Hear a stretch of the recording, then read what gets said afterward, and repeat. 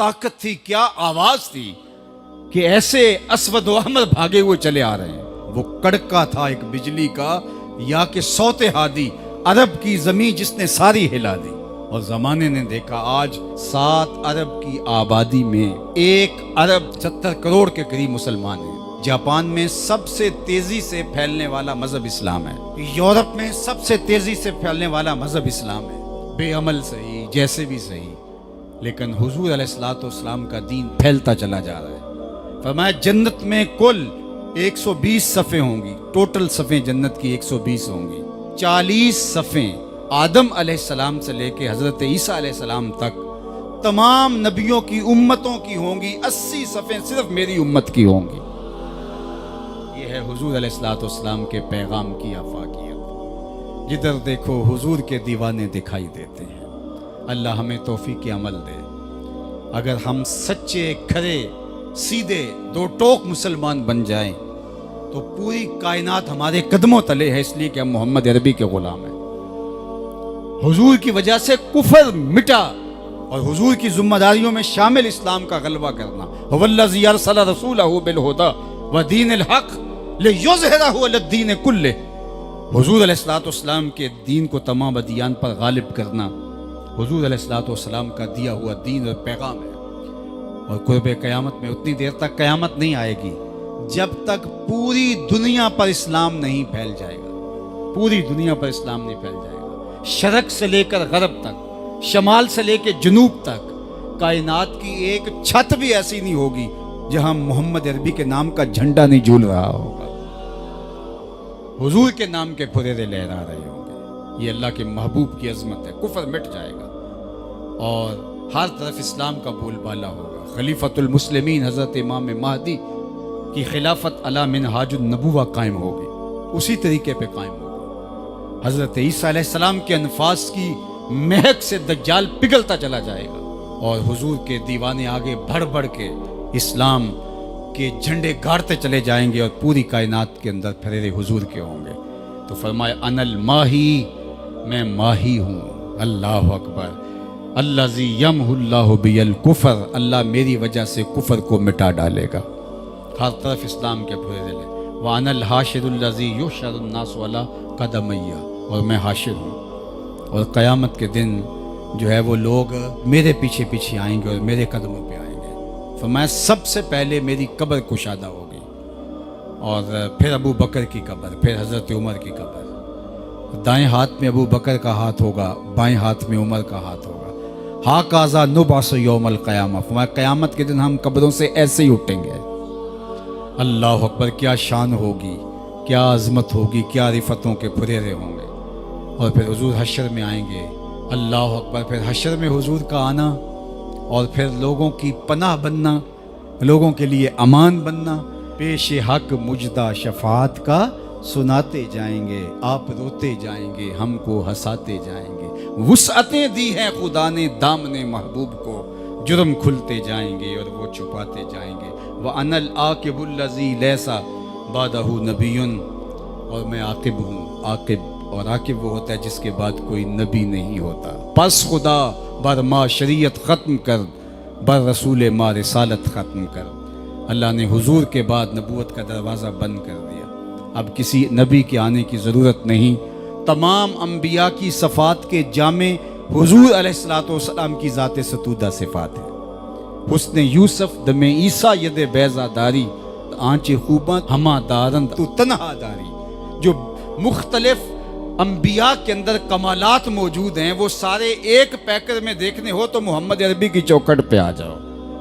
یہاں تمہیں کمال بھی نظر آئے گا, جمال بھی نظر آئے گا, جود و نوال بھی نظر آئے گا.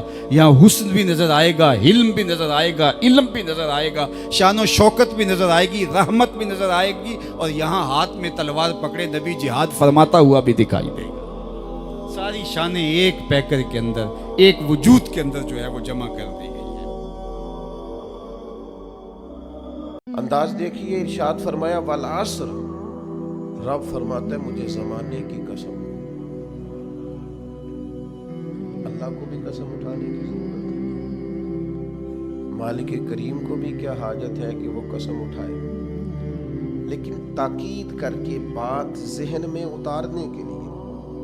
انسان کا مزاج ہوتا ہے نا، جس بات پہ قسم اٹھائی جائے اس کو انسان سمجھتا ہے زیادہ پکی ہے، تو طب انسانی کے مطابق بات کی. فرمایا والعصر، زمانے کی قسم ہو. انسان کو پیدا کرنے والا رب قسم اٹھا کے انسان کی ایک بات کرتا ہے، والعصر، مجھے قسم ہو زمانے کی، ان الانسان لفی خسر. انسان کو پیدا کرنے والا رب فرماتا ہے بے شک انسان خسارے میں، گھاٹے میں، نقصان میں. لوگ اس کو کہہ رہے ہیں بڑا سیٹ ہے، لوگ کہہ رہے ہیں بڑا کامیاب، یہ بھی کہہ رہا ہے اللہ کا بڑا شکر ہے. لیکن پیدا کرنے والا رب، انسان کو بنانے والا، اس کو جاننے والا رب فرماتا ہے مجھے زمانے کی قسم ہو یہ نقصان میں ہے. اور خسارہ اس خسارے کو نہیں کہتے ہیں کہ لوگ کہتے ہیں میں نے کاروبار کیا تھا تو نفع نہیں ہوا، نقصان ہوا. خسارہ اس خسارے کو کہتے ہیں جو اصل مال بھی ضائع ہو جائے، راس المال بھی ضائع ہو جائے تو کہتے ہیں خسارہ ہوا ہے. یعنی اس کے پاس جو تھا اس میں بھی یہ خسارے میں گیا. یا اللہ سارے خسارے میں ہے؟ فرمایا نہیں، الا الذین آمنوا. جن میں 4 صفتیں پائی جائیں وہ نہیں خسارے میں.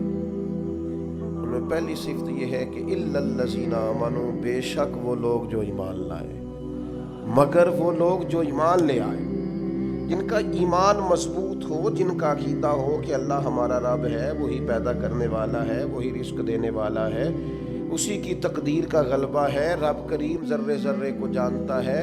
اللہ تعالیٰ نے جس حال میں رکھا ہے یہی حال میرے لیے بہتر ہے. انسان محنت پوری کرے، نتیجہ اپنے رب پہ چھوڑ دے، اسباب سارے جمع کرے، بھروسہ اپنے اللہ تعالیٰ پہ کرے، عقائد کے لحاظ سے پختہ ہو، اور پھر اس کا عقیدہ ہو کہ بعد از خدا بزرگ توئی قصہ مختصر.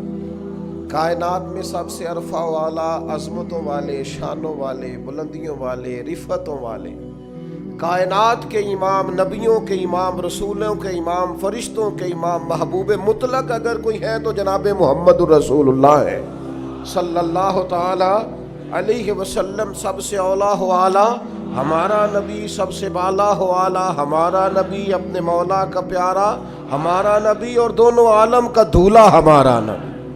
نظریاتی پختگی حاصل ہو، عقائد پختہ ہو، ایمان میں عقائد پوری طرح داخل ہے، عقائد اہل سنت کا پابند ہو بندہ. پھر ایک اور بنیادی عقیدہ ہے، اسی ضمن میں سارے عقائد آ جاتے ہیں. فرشتوں پر بھی ایمان ہو، اللہ کے تمام انبیاء پر ایمان ہو، اچھی بری تقدیر پر ایمان ہو. لیکن ایک بنیادی عقیدہ جس کو عقیدہ آخرت کہا جاتا ہے، اس پر انسان کا ایمان ہونا بڑا ہی ضروری ہے. اگر آخرت پر ایمان کمزور ہو جائے تو دنیا میں جتنے بھی عمل ہم کرتے ہیں یہ سارے کمزور ہو جائیں. یہ جو لوگ ڈپریشن میں، ٹینشن میں، انزائٹی میں چلے جاتے ہیں اور ایک بات بار بار کرتے ہیں کہ میرے ہی ساتھ ایسا کیوں ہوتا ہے، آخر بڑی ہی کوشش کے بعد میں ہی ناکام کیوں رہ گیا، تو انہیں بتایا جائے گا کہ کامیابی پتہ کیا ہے؟ لا یستوی اصحاب النار و اصحاب الجنہ، اصحاب الجنت هم الفائزون. جنتی اور جہنمی برابر نہیں ہیں. کامیاب وہ ہیں جنہیں اللہ تعالیٰ نے اصحاب جنت بنایا ہے. جو جنتی ہیں وہ کامیاب ہیں. جس کو اپنی آخرت کے تعلق سے اللہ تعالیٰ نے فکر سلیم دی ہے، راہ ہدایت دی ہے، اعمال حسنہ پر استقامت دی، اور وہ سمجھتا ہے کہ میں محنت اپنی آخرت کو ٹھیک کرنے کے لیے کر رہا ہوں، جد و جہد میری اپنی قبر کے لیے، حشر کے لیے، آخرت کے لیے. آخرت پر جس بندے کی توجہ ہے وہ بندہ کامیاب ہے. اس لیے دنیا میں اگر دنیاوی طور پر کوئی ناکامی آ بھی جائے تو کوئی اتنی بڑی ناکامی نہیں ہے، اس لیے کہ اصل کامیابی آخرت کی کامیابی. تو عقائد مضبوط ہوں، اور پھر عقائد اہل سنت کی پابندی اس کے پاس موجود ہو، نہ رفس کی طرف اس کا رجحان ہو، نہ خارجیت کی طرف اس کا رجحان ہو، اس کے نظریات ستھرے ہوں، اجلے ہوں، خوبصورت ہوں. وہ رسول پاک کی ذات گرامی کی پوری غلامی کرنے والا وہ شخص، تو اس کے نظریات اعلیٰ. تو فرمایا کہ انسان خسارے میں ہے، الا الذین آمنوا، مگر وہ لوگ جو ایمان لائے وعملوا الصالحات اور جنہوں نے نیک اعمال کیا. اور یہاں بات ختم نہیں ہوئی, 2 صفتیں اور بھی پیدا کریں. یہ 2 باتیں ان کی اپنی ذات تک تھی, آمنوا وعملوا الصالحات, یہ 2 باتیں ان کے اپنے لیے تھی. اب وہ سوسائٹی کو کیا دیں؟ 2 کام معاشرے کے لیے بھی کریں. وتواصوا بالحق, حق بات کی نصیحت کریں وہ معاشرے, خیر کی بات کی نصیحت کریں, وائرل باتیں نہ کریں. کہ آج کل یہ موضوع چل رہا ہے تو ذرا میں اس پر بولوں گا تو کچھ ویوز میرے بھی بڑھ جائیں گے. وائرل باتیں نہیں کریں. وتواصوا بالحق, وہ حق بات کی نصیحت کریں, کلمہ حق کہیں اور حکمت کے ساتھ کہیں. ادعو الی سبیل ربک بالحکمہ, دانائی کے ساتھ کہیں, لوگوں کو سمجھانے کی نیت سے کہیں, کلمہ حق ان کی زبان پر آئے. اور میرے نبی پاک علیہ السلام نے فرمایا سب سے افضل جہاد ظالم بادشاہ کے سامنے کلمہ حق کہنا ہے. آپ حق کے ساتھ کھڑے ہوں, پھر آپ لوگوں کو امر بالمعروف کریں, پھر نہی عن المنکر کہیں, اور وہ بھی بندہ دیکھ کے نہیں. اگر امیر آدمی غلطی کر رہا ہے تو پھر آپ خاموش ہیں, اور کسی غریب کو کرتے دیکھ لیا ہے تو آپ نے دینی حکمت کو بھی پیش نظر نہیں رکھا اور اسے رسوائی کر دیا ہے, آپ نے اسے سخت ترین تکلیف سے گزار دیا ہے. حق بات کی نصیحت کریں. اور جو لوگ حق بات کہتے ہیں نا ان پر تکلیف بھی آتی ہے, تکلیف آتی ہی ہمیشہ حق کہنے والوں پر. تو چونکہ میدان لگایا ہے, اب حق میں نکلے ہو, اب تم نے سفر شروع کیا ہے تو بھئی پیروں پہ چھالے تو پڑیں گے. سفر کرو گے تو تھکاوٹ تو ہوگی, کوئی رستہ طے کرو گے تو گرد تو پڑے گی. اگر کسی سمت تیز دوڑو گے تو مخالف سمت سے ہوا تو تیز آئے گی. اب وہاں گھبرانا نہیں, کمزور نہیں پڑنا, تھکی باتیں نہیں کرنی. اب ایسا نہ ہو کہ تم نے معذرت خواہانہ رویہ اختیار کیا. وتواصوا بالحق وتواصوا بالصبر, وہ حق بات کی وصیت کرتے ہیں اور ایک دوسرے کو صبر کی تلقین کرتے ہیں. 4 صفات پیدا کریں تو خسارے سے بچ سکتے ہیں.